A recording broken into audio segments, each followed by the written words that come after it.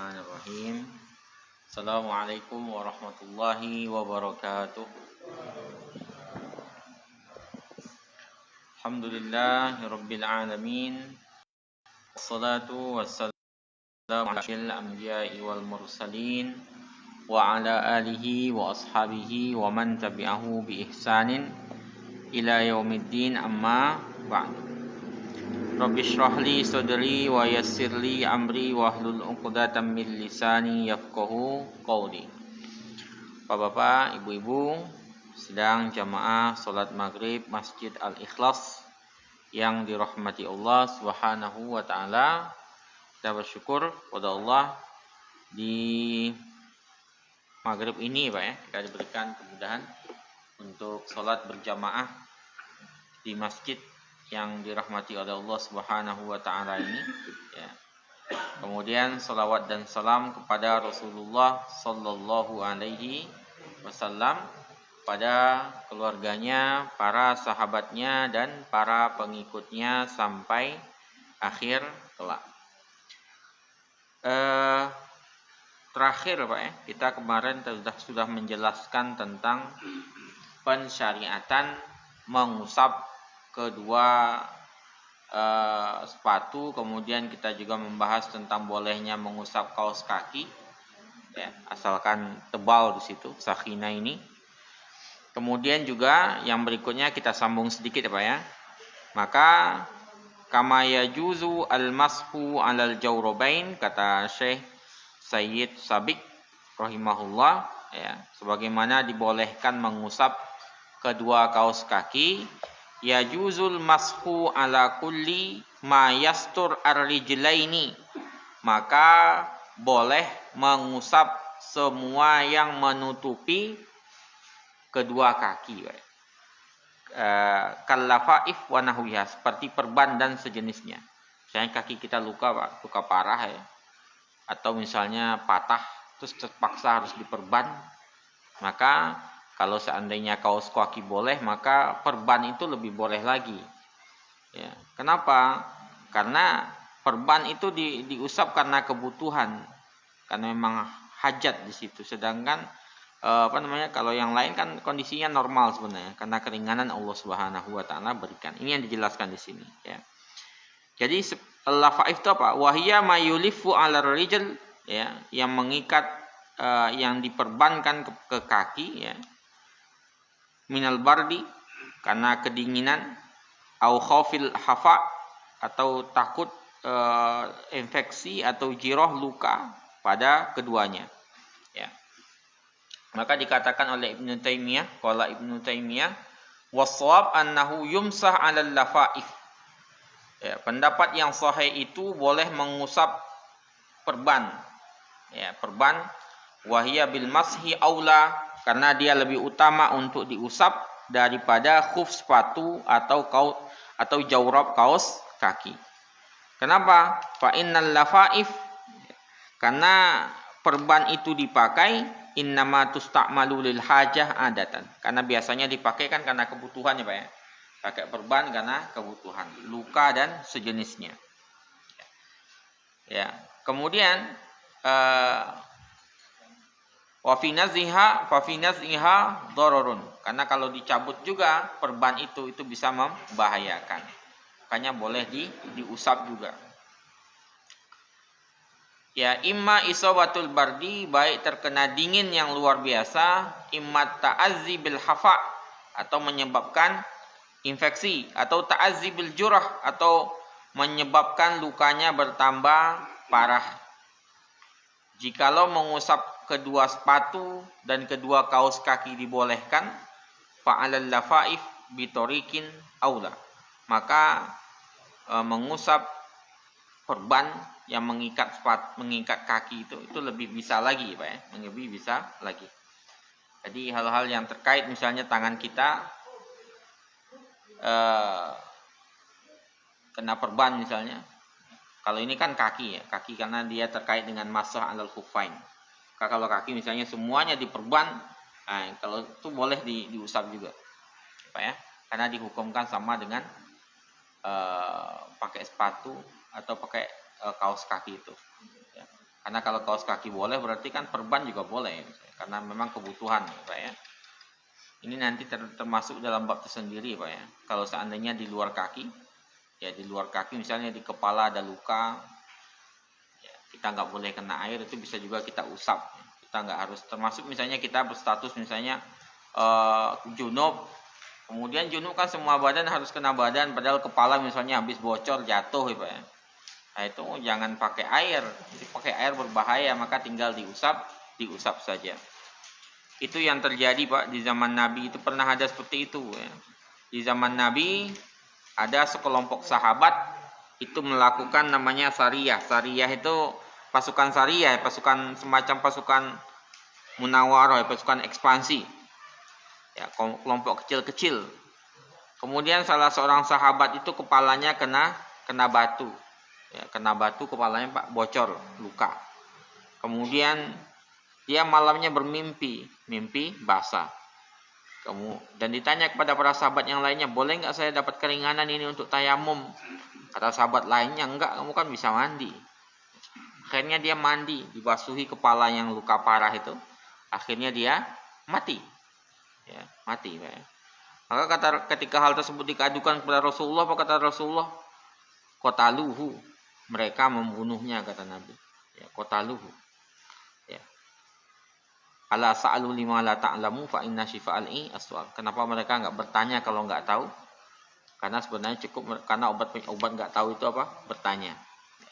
Sehingga seharusnya dalam pembahasan itu dijelaskan dalam hadis panjangnya itu, seharusnya dia cukup mengusap kepalanya, walaupun mandi wajib, Pak, seharusnya mandi wajib kan semuanya harus kena itu. Karena kepalanya luka, dia sebenarnya cukup mengusap kepalanya tadi, perbannya itu. Ya, enggak harus mandi juga. Mandi yang malah akhirnya menyebabkan kematian. Itu namanya fatwa sesat. Ya. Fatwa sesat karena enggak berilmu akhirnya menghilangkan nyawa orang. Makanya kata Rasulullah mereka membunuhnya. Makanya pentingnya bagi kita untuk mengatakan saya tidak tahu kalau memang enggak tahu. Ya kalau enggak nanti bisa membahayakan. Pertama sesat, yang kedua menyesatkan, yang ketiga bisa menyebabkan hilangnya nyawa orang. Ya, itu pertanggungjawabannya di mana nanti. Makanya fatwa itu memang perlu dipahami, harus dijelaskan oleh memang yang berkompeten Pak ya. Kalau kita kan kita semua yang di sini ya, itu kan kita cuma menukil ya. Menukil dari yang ahli, dari para ulama ya Pak ya. Kita sendiri juga nggak bisa memfatwakan. Kita cuma mengambil fatwa orang yang ahli dari kita. Nah, jadi kita balik ke sini lagi, Pak. Jadi mengusap kaki kalau terikat perban itu bisa ya dikiaskan dengan kaos kaki dan khuf. Itu yang dikatakan oleh Ibnu Taimiyah. Ya, dikatakan oleh Ibnu Taimiyah. Wa man idda'a fi syai'in min dzalika ijma'an falaysa ma'hu illa adamil ilmi. Ya. Kalau seandainya ada orang yang mengklaim ada ijma' dalam hal itu, maka dia tidak ada kecuali tidak ada ilmu di situ. Tidak ada bekalnya kecuali enggak ada ilmu, ya. Wala yumkinuhu an yanqulal mana an asyarati minal ulama il masyhurin. Tidak mungkin baginya mendatangkan 10 ulama masyhur saja, apalagi ijma'. Nah, yang kalau ada orang yang melarang enggak boleh mengusap perban misalnya di kakinya itu. Ya, dia seharusnya bisa mendatangkan 10 pendapat ulama yang terkait dengan itu. Apalagi mengatakan ijma' ya, itu enggak mungkin sama sekali. Itu yang dikatakan oleh Syekh Ibnu Taimiyah. Faman tadabbara alfazar Rasul sallallahu alaihi wasallam, siapa yang merenungi ucapan Rasulullah sallallahu alaihi wasallam kemudian memberikan hak kias, maka dia akan mengetahui bahwasanya rukhsah, keringanan untuk mengusap sepatu, mengusap kedua kaos kaki sampai mengusap perban itu masalah yang luas ya Pak. Keringanan yang luas. Ya, keringanan yang luas. Maka kita enggak boleh terlalu kaku dalam hal itu, ya, kaku dalam hal itu. Itu yang kedua ya Pak ya. Sekarang kita mau coba masuk yang ketiga ya Pak ya. Syurutul mashi 'alal khuffain wa ma fi ma'nahu. Syarat untuk mengusap sepatu, kaos kaki dan sejenisnya. Nah, yushtaratu li jawazil mashi an yalbas al khuf wa ma fi ma'nahu min kulli satirin ala wudhu'in. Disyaratkan untuk bolehnya mengusap bahwasanya ia memakai khuf atau sepatu itu dan sejenisnya dan semakna dengannya min kulli satir, baik kaos kaki maupun tadi perban, ala wudu'in, dalam kondisi berwudu. Tadi sebelumnya kita pernah jelaskan ya Pak ya. Jadi sebelum kita berniat untuk mengusap sepatu nanti seharian ini karena kita nggak safar, ya sebelum itu kita berwudu dulu. Ya, udah selesai berwudu baru kita pakai kaos kaki. Pakai kaos kaki. Ya, nanti kalau setelah berwudu kemudian pakai kaos kaki udah diniatkan begitu, kemudian setelah itu kita kentut, maka kita sudah bisa mengusap. Jadi syaratnya itu ketika kita memakai kaos kaki itu atau memakai sepatu yang tinggi di atas mata kaki, itu diniatkan dalam kondisi suci dulu Pak. Dipastikan kita dalam kondisi berwudu dulu. Jadi wudu dulu, selesai berwudu, kemudian baru pakai kaos kaki. Ya, diniatkan pakai kaos kaki, ya pakai kaos kaki atau pakai sepatu, kemudian barulah berlaku bagi kita hukum masah alal khuffain. Jadi kalau seandainya belum berwudu pas pakai kaos kaki berarti nggak berlaku. Harus berwudu dulu. Berwudu baru pakai kaos kaki itu. Kemudian diniatkan seharian ini saya mau mengusap khuf. Nah, gitu Pak ya. Jadi begitu caranya. Jadi kita berwudu dulu baru pakai. Nah, ini berdasarkan hadis Mughirah bin Syu'bah radhiyallahu anhu berkata, "Kuntu ma'an Nabi sallallahu alaihi wasallam zata lailatin fi masirin." Jadi suatu hari, kata Mughirah bin Syu'bah, saya bersama Nabi di suatu malam ya. Bersama Nabi di suatu malam fi masirin, dalam sebuah perjalanan. Fa'aghraqtu alaihi minal idawah, saya membawakan kepada beliau itu idawah. Idawah itu artinya tempat air Pak ya. Untuk berwudu beliau, faghasala wajhahu, beliau mengusap wajahnya, membasuh wajahnya, wa ziru'aihi, kedua tangannya, wa masaha ra'sahu, kepalanya. Kemudian kata Mughirah bin Syu'bah, saya summa ahwaitu li anzila kuffaihi. Saya mau melepas sepatu Nabi, kata Nabi, da'huma, biarkan kedua sepatu itu, jangan usah dilepas. Fa inni adkhaltuhuma tahiratain. Saya memasukkan keduanya kaki saya dalam kondisi suci.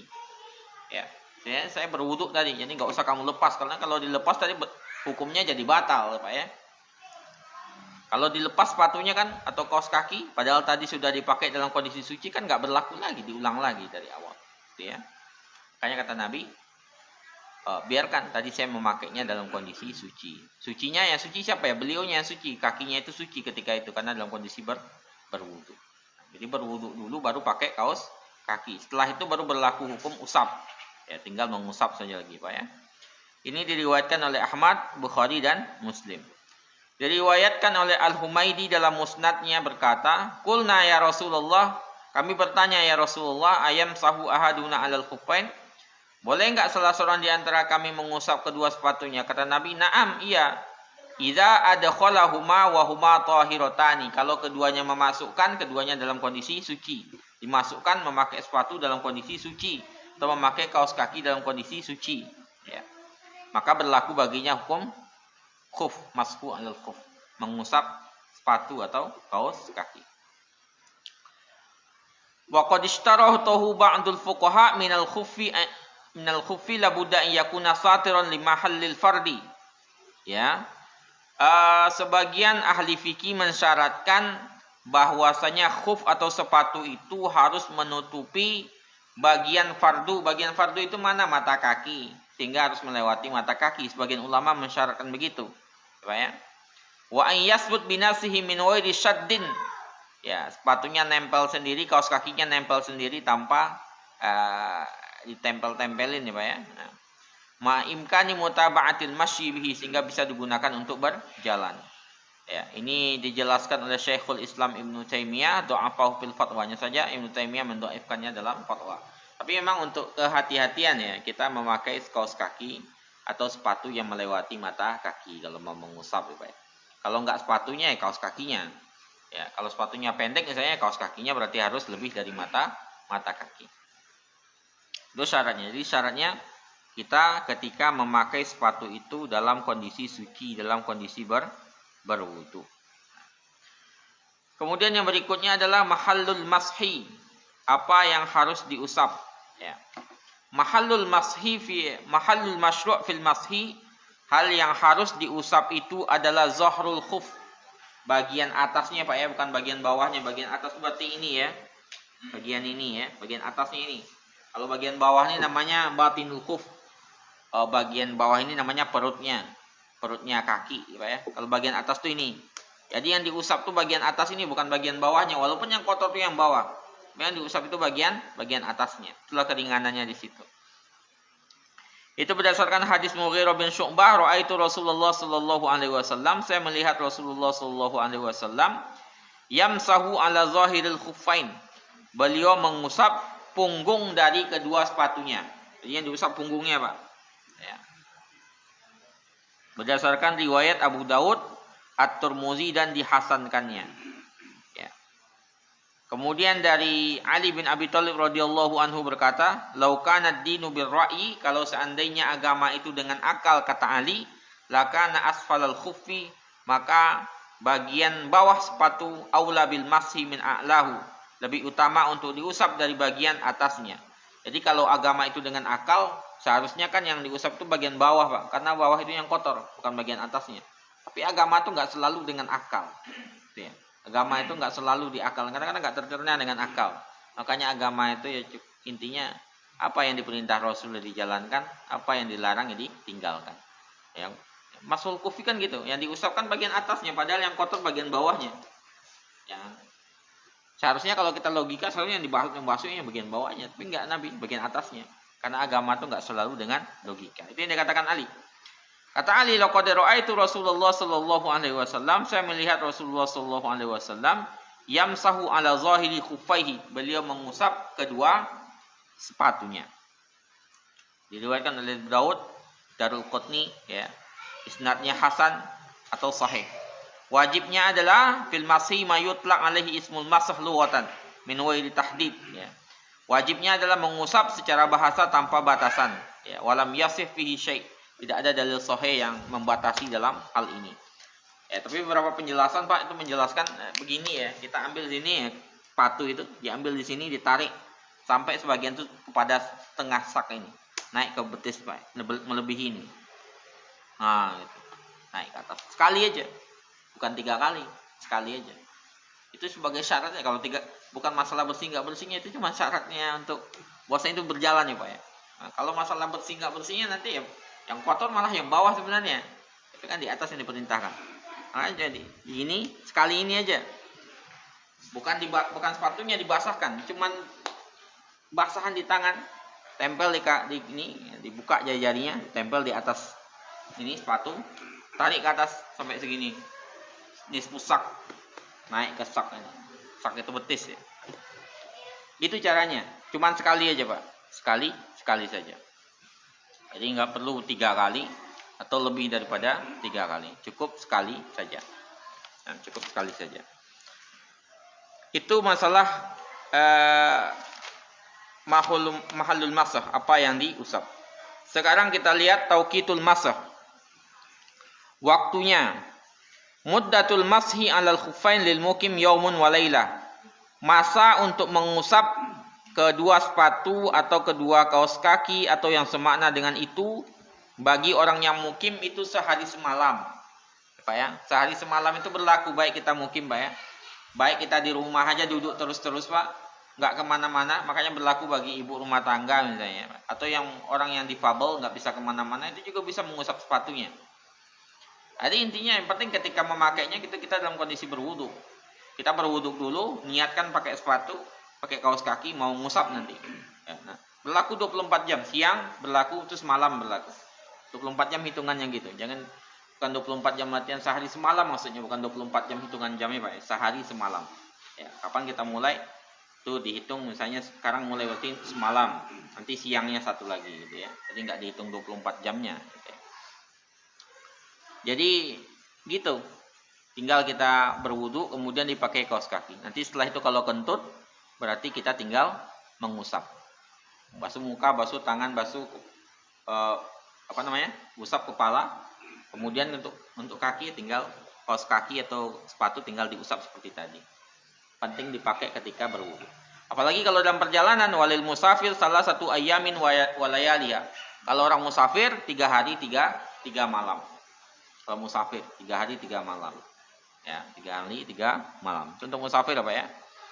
Berkata Sofwan bin Asal radhiyallahu anhu, amarona, Nabi memerintahkan kami an-namsah 'alal khuffain, untuk kami mengusap kedua sepatu idza adkhalnahuma 'ala tuhrin, kalau kami menggunakannya dalam kondisi suci, salasan selama 3 hari idza safarna, kalau kami bersafar 3 hari 3 malam. Wa yauman wa laila idza aqamna, sehari semalam kalau kami bermukim. Ya. Wala nakhla'uhuma illa min janabatin, kami tidak melepas keduanya kecuali karena junub. Kalau junub otomatis batal, Pak. Otomatis batal walaupun belum habis masanya, tapi kalau udah junub berarti harus batal buka sepatu, mandi lagi udah, ya, mandi lagi hukumnya. Ya, kalau udah batal. Itu diriwayatkan oleh Syafi'i, Ahmad, Ibnu Huzaimah, At-Tirmidzi, An-Nasa'i dan kedua mensahihkannya. Dari Syuraih bin Hani radhiyallahu anhu berkata, saya bertanya kepada Aisyah, sa'altu Aisyata anil masih 'alal khuffain. Saya bertanya, kata Syuraih bin Hani, kepada Aisyah tentang mengusap kedua sepatu. Kemudian Aisyah mengatakan, sal Aliyan, tanya Ali. Kata Aisyah, fa innahu a'lam bihadza minni, karena dia lebih paham dariku dari masalah ini, Pak ya. Jadi terkait dengan masalah mengusap sepatu ini yang paling paham itu ada di Ali, Pak ya. Sebagaimana masalah nanti yang terkait dengan masalah yang terkait dengan rumah tangga itu Aisyah yang banyak tahu, ya Pak ya, karena masalah rumah tangga. Kalau perjalanan itu yang masalah mengusap sepatu itu banyak Ali yang tahu, ya, banyak Ali yang tahu. Karena Ali yang banyak meriwayatkan hadis ini. Kemudian karena Yusafir, Ali itu dulu pernah melakukan perjalanan bersama Rasulullah. Kemudian Syuraih bin Hani tadi bertanya kepada Ali. Ya. Kemudian dia mengatakan, qala Rasulullah sallallahu alaihi wasallam, Rasulullah sallallahu alaihi wasallam mengatakan, lil musafiri, untuk musafir salah satu ayamin walayalihinna. Untuk musafir 3 hari 3 malam. Ya Pak ya. Walil mukim yaumun walailatun, dan orang yang mukim sehari semalam. Itu diriwayatkan oleh Ahmad, At-Tirmidzi, An-Nasa'i dan Ibnu Majah. Kemudian Al-Baihaqi mengatakan wa huwa ashahhu maruya fi hadzal bab. Bab yang paling sahih dalam hal ini adalah riwayat hadis Ali tadi. Kemudian wal mukhtar anna ibtida' al-mubdah min waqtil mashi. Wa qila min waqtil hadas ba'dal lubas. Kapan mulai boleh mengusap itu? Ada 2 pendapat. Pertama, ketika kita sudah memakainya, sudah berwudu, kemudian pakai kaos kaki atau sepatu, itu sudah terhitung boleh, hitungan awalnya di situ. Sebagian mengatakan dimulai ketika hadas pertama, misalnya kentut. Ya, kentut itu dimulai dari situ. Kentut kemudian kita ngusap dimulai dari situ. Hitungan awalnya, ya, hitungan awal bolehnya mengusap. Kemudian sifatul mashi, cara mengusap. Ya. Wal mutawaddi, orang yang berwudu, ba'da an yatimma wudu'uhu, setelah sempurna wudunya, wayal basul khuf, kemudian memakai khuf, awil jawrab atau kaos kaki, yasihul lahul mashu, ya, boleh baginya untuk mengusap, kullama aradal wudu, setiap kali berwudu. Jadi orang yang berwudu, setelah sempurna wudunya, kemudian dia memakai kaos kaki atau memakai sepatu, dah berwudu ya, maka ketika itu boleh baginya mengusap setiap kali berwudu. Kentut, wudu lagi, boleh ngusap lagi. Kentut lagi, setelah itu berwudu lagi, ngusap lagi, mengusap sepatunya boleh lagi. Ya. Itu berlaku sehari semalam bagi orang yang mukim, 3 hari 3 malam bagi musafir. Nah, intinya bisa berkali-kali di situ, selama tidak batal, ya, tidak karena musafir. Kemudian yang ketujuh, mayu betilul masah, apa yang membatalkan mengusap sepatu dan sejenisnya. Batal bolehnya mengusap sepatu atau kedua kaos kaki dengan salah satu sebab berikut, ya Pak ya. Pertama, inqidha'ul muddah, habis masanya. Sehari semalam bagi orang yang mukim, 3 hari 3 malam bagi orang yang musafir. Yang kedua, naz'ul kufi, kita lepas sepatu, lepas kaos kaki, itu sudah batal, ya. Lepas sepatu, lepas kaos kaki batal. Yang ketiga, junub. Junub juga. Kalau junub otomatis sudah batal. Ya, karena harus mandi. Hadas besar ya. Kalau hadas kecil nggak ada apa-apa. Tapi kalau udah hadas besar, junub, kemudian habis masanya, yang ketiga kita lepas sepatu kita atau kaos kaki berarti sudah batal. Fa idzan qaddat al-muddah, kalau masanya sudah habis, waktunya sudah habis, au naz'ul khuf ya. Atau sepatunya dilepas, wa kana mutawaddian, dia dalam kondisi bersuci, wudunya belum batal, Pak. Maka ya, wasala rijlaihi faqat, maka dia cukup membasuh kedua kakinya saja. Misalnya kita tadi udah sehari semalam ya, Pak ya. Wudu kita belum batal karena kita barusan berwudu, tapi masanya sudah habis. Maka kita bisa melepas sepatu, kemudian yang kita basuh cuman kaki saja karena kita masih berwudu, kecuali batal. Tapi kalau wudunya masih ada, cuman masanya sudah habis, maka kita bisa mengusap atau membasuh kaki saja. Ya, itu kalau seandainya masanya sudah habis atau kita melepas sepatu.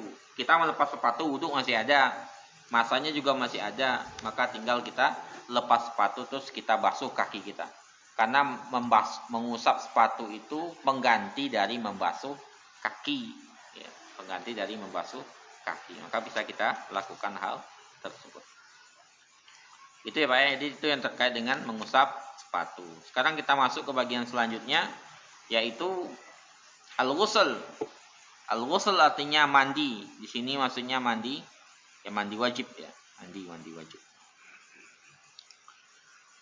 Ghusl atau mandi ya, maknahu ta'mimul badani bil ma'i ya, membasahi seluruh badan dengan air ya. Semua bagian badan terkena oleh air itu namanya adalah al-ghuslu atau mandi. Makanya mandi itu ada dua ya Pak ya, ada yang mandi yang sifatnya sempurna, ada yang mandinya mujzi, cukup, mandi wajib itu. Kalau mandi yang mujzi itu kita pertama niatkan saja, kemudian diguyur semuanya badan itu udah sah itu secara hukum ya Pak ya. Cuman belum sempurna. Maksudnya belum sempurna di sini apa? Belum sesuai dengan sunnahnya Nabi, tapi udah sah secara hukum. Sama kayak memandikan jenazah itu. Memandikan jenazah itu caranya juga dua tuh, ada yang sempurna, ada yang mujzi. Kalau yang mujzi itu pokoknya basah semua bagian badan jenazah itu bersih ya. Itu sudah cukup, itu asalkan diniatkan di awal. Tapi kan ada cara yang sesuai dengan sunnah Nabi Shallallahu Alaihi Wasallam. Itu yang kita lakukan yang sempurna itu Pak ya. Kalau bisa sempurna ngapain nih? Enggak gitu ya. Mandi wajib juga begitu. Ada caranya yang langsung aja Bismillah ya. Kita niatkan mandi wajib, semuanya kena, udah selesai udah itu. Tapi ada yang nanti yang sempurna. Yang sempurna nanti akan kita bahas. Sempurna itu artinya sesuai dengan yang disunahkan oleh Rasulullah Shallallahu Alaihi Wasallam. Jadi arti mandi itu memang secara bahasa semua badan kena air gitu ya. Gak ada bagian yang terlepas dari air di situ. Hukumnya wajib ya, kalau junub mandi wajib di sini. Dalilnya apa? Dalilnya wa in kuntum junuban fattahharu. Kalau kalian dalam kondisi junub maka bersucilah. Kemudian dalam surat Al-Baqarah ayat 222 dikatakan wa yas'alunaka 'anil mahid. Mereka bertanya kepadamu tentang orang yang haid, perempuan yang haid. Qul huwa adzan, katakanlah ia adalah penyakit. Fa'tazilun nisaa, maka jauhilah para wanita fil mahid, ketika haid. Wala taqrabuhunna, jangan kau dekati, kalian dekati mereka hatta yatahurna, sampai mereka bersuci. Fa idza tatahharna, kalau mereka sudah bersuci, fa'tuhunna, datangi mereka min haitsu amarakumullah, dari arah yang Allah Subhanahu wa taala perintahkan. Innallaha yuhibbut tawwabina wa yuhibbul mutatahhirin. Allah mensukai orang yang bertaubat, menyukai orang yang bersuci. Kemudian apa yang mewajibkan kita untuk mandi, Pak? Bu ya. Apa saja yang menyebabkan kita wajib mandi? Yang pertama, khurujul maniyyi bi syahwatin fin naumi awil yakidha. Ya min dzakarin au unsa. Keluarnya mani dengan syahwat. Keluarnya mani dengan syahwat baik ketika tidur maupun ketika sadar. baik laki maupun perempuan, sama di situ ya Pak ya. Ya, khurujul mani bi syahwatin, keluarnya mani tadi dengan syahwat. Fin naumi awil yaqidha, baik ketika tidur maupun ketika sadar bangun. Min dzakarin au unsa, baik laki-laki maupun perempuan hukumnya sama. Ini adalah hukum yang ditetapkan oleh amatul fuqaha. Semua ahli fikih berpandangan begitu. Dasarnya apa? Dasarnya hadis Abu Sa'id radhiyallahu anhu mengatakan, Rasulullah shallallahu alaihi wasallam mengatakan, al-ma'u minal ma'i, air itu berasal dari air. Al-ma'u minal ma'i itu air berasal dari air. Maksudnya air berasal dari air itu gimana Pak? Bahwasanya mandi itu wajib karena terjadinya keluarnya mani itu. Ya, itu kan air itu. Jadi al-ma' minal ma'. Keluar mandi itu wajib karena keluarnya mani. Ya, air yang pertama itu maksudnya adalah mutahhir, ya, air yang menyucikan. Kemudian air yang kedua itu maksudnya adalah air mani itu sendiri. Al-ma' minal ma', ya. Kemudian hadis dari Ummu Salamah radhiyallahu anhu bahwasanya Ummu Sulaim berkata, "Ya Rasulullah, wahai Rasulullah, innallaha la yastahi minal haqq." Ini perempuan ya Pak ya, perempuan Ummu Sulaim, ini perempuan Ansor, bertanya kepada Rasulullah sallallahu alaihi wasallam. Apa kata beliau? Ya Rasulullah, sesungguhnya Allah tidak malu dari kebenaran. Fahal alal mar'ati, maka apakah perempuan itu wajib mandi ghuslun idza talamat? Perempuan kalau mimpi apakah wajib untuk mandi? Kata Rasulullah, na'am, iya. Idza ra'at alma, kalau ngelihat air. Lihat air itu kan berarti ada air yang dikeluarkan perempuan kalau mimpi juga. Sama kayak laki-laki, Pak ya. Ya, makanya berlaku di sini hukumnya bagi laki-laki dan perempuan. Ya, keduanya sama-sama melihat air. Ya. Jadi itu, jadi keluarnya mani dengan syahwat baik tidur maupun tidak berlaku bagi perempuan dan laki-laki. Hanya ada beberapa hal yang penting kita perhatikan di sini. Yang pertama, idza kharajal maniyyu min ghairi syahwah, kalau seandainya air tadi keluar tanpa syahwat ya Pak ya. Airnya keluar tanpa syahwat.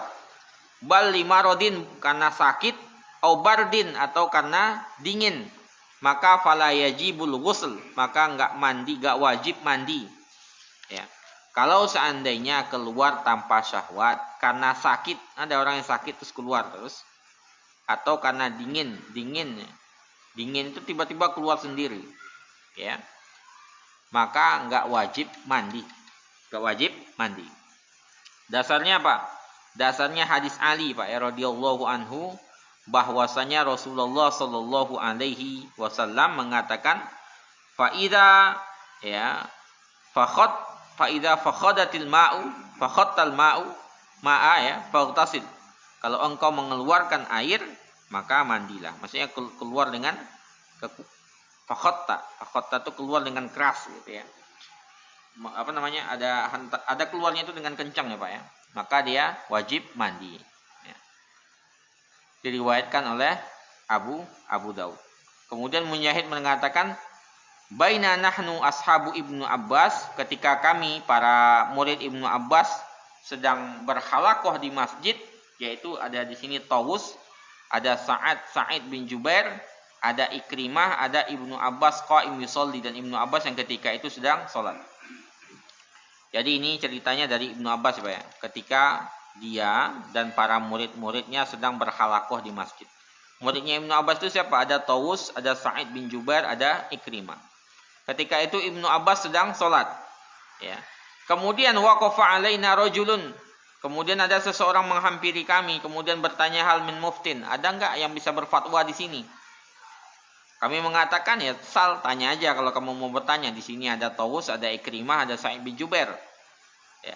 Kemudian dia berkata, inni kullama bultu, setiap saya pipis, tabi'ahu ma'ud dafiq, keluar air yang mengucur deras, maksudnya keluar air mani yang kencang keluarnya Pak. Air mani kan satu cirinya keluarnya kencang, ya.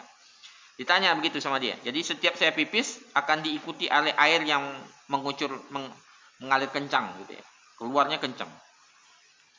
Kemudian kami bertanya kata Mujahid, alladzi yakunu minhul walad, apakah air itu air yang keluar darinya anak?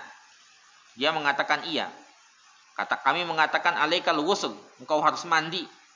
Ya. Kemudian laki-laki tadi pergi, fawallar rajulu wa huwa yarji'. Ya. Kemudian laki-laki tadi pergi.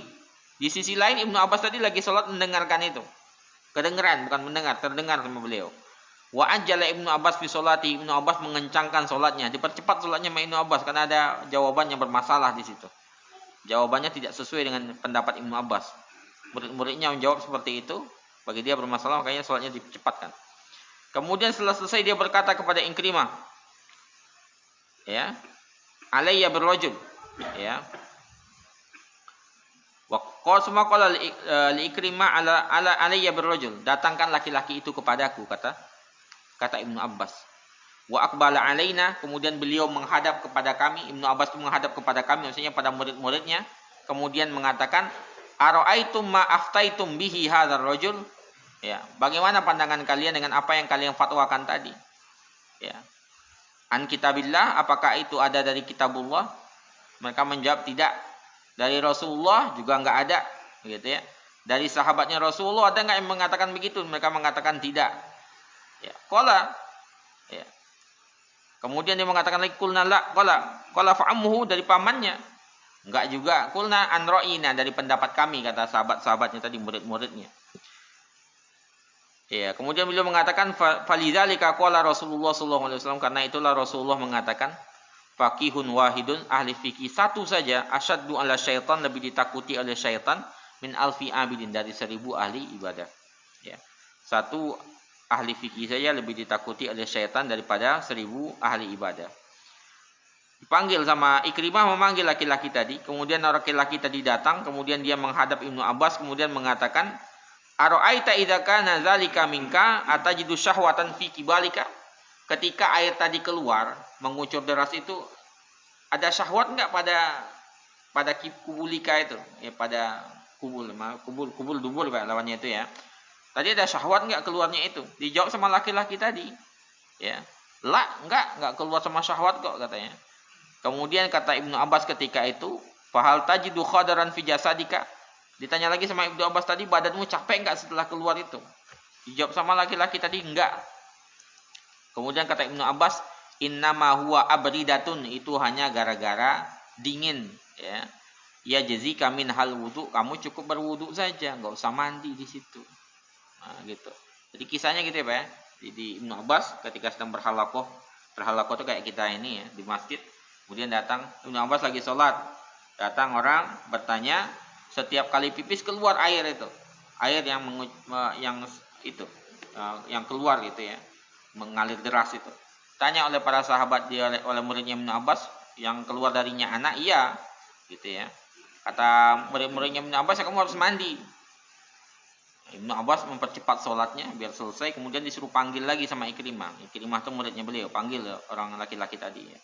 Akhirnya bertanya kepada Ibnu Abbas, kalian punya dalil enggak dari Al-Quran? Enggak ada. Sunnah enggak ada. Sahabat enggak ada gitu. Terus dari mana? Dari pendapat kami, kata para murid-muridnya tadi, kata Rasul. Terus ketika datang laki-laki tadi disampaikan oleh Ibnu Abbas, itu ketika keluarnya ada syahwat enggak? Enggak ada gitu ya. Kemudian kamu merasa capek enggak di badan kamu setelah keluar itu? Dia mengatakan enggak juga. Kata Ibnu Abbas, itu cuman abridatun. Abridatun itu artinya cuman karena dingin. Cuman karena keluarnya karena dingin. Kalau cuman gitu itu engkau perlu mandi. Ya jazika minha al-wudu, cukup bagimu ketika itu berwudu. Ya. Nah, berwudu. Kalau mandi nanti dia mandi terus karena dia setiap pipis keluar terus. Nah, itu kan memberatkan. Ya. Kalau seandainya makanya fatwanya para pengikutnya tadi, murid-muridnya tadi bermasalah karena memberatkan. Karena Islam enggak mungkin memberatkan seperti itu ya, Pak ya. Nah, itu yang pertama. Jadi kalau keluarnya tanpa syahwat, tapi karena gara-gara sakit, ada penyakit seperti itu, atau gara-gara dingin, ya, maka tidak wajib mandi. Dinginnya dingin artinya beneran ya Pak ya. Jadi keluarnya itu tanpa syahwat, kemudian nggak ada capek badan setelah itu seperti kisahnya Ibnu Abbas itu, maka nggak perlu mandi. Yang kedua, idahtalama, kalau seandainya ia bermimpi, walam yajid maniyan. Ya, dia bermimpi, tapi ketika dicek nggak ada airnya, nggak ada basahnya, maka fala husla alaihi, nggak ada kewajiban mandi baginya. Dia bermimpi, yakin mimpi itu ada gitu, tapi pas dicek nggak ada air maninya sama sekali, maka nggak ada kewajiban mandi baginya. Nggak ada kewajiban mandi baginya. Dikatakan oleh Ibnul Munzir, ajma'a ala hadza. Ya, ini diijma'i oleh man ahfadza minhu min ahli ilm, banyak dari kalangan ahli ilmu yang saya kenal. Dari hadis Ummu Sulaim yang tadi dikatakan, fahal alal mar'ati ghuslun idza ihtamalat idza ihtalamat.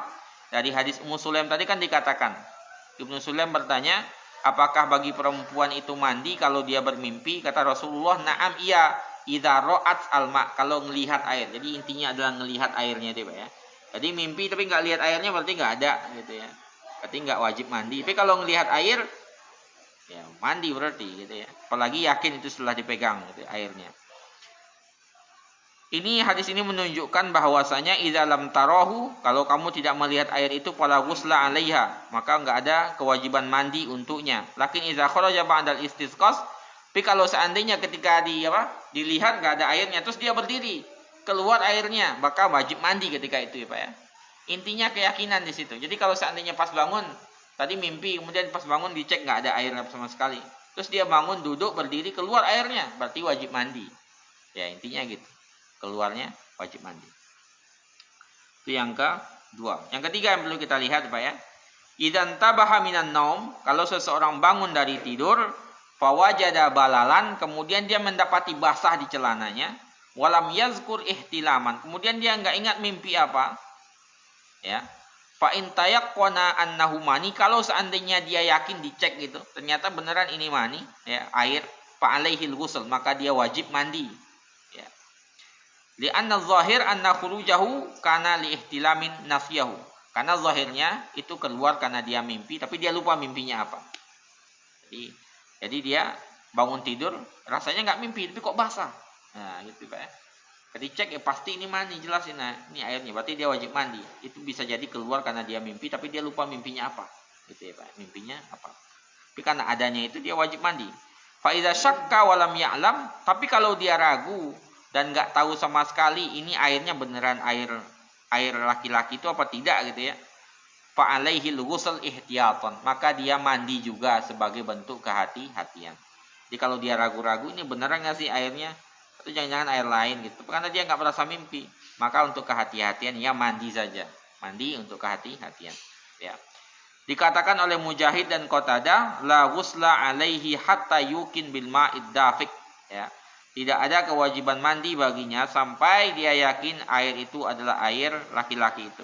Karena yakinnya dia dalam kondisi suci sehingga nggak bisa dihilangkan dengan ragu-ragu. Ini pendapat lainnya ya, Mujahid dan Qatadah. Tapi hati-hatinya kalau kita masih meragu, nggak yakin, ya udah mandi aja lah gitu ya.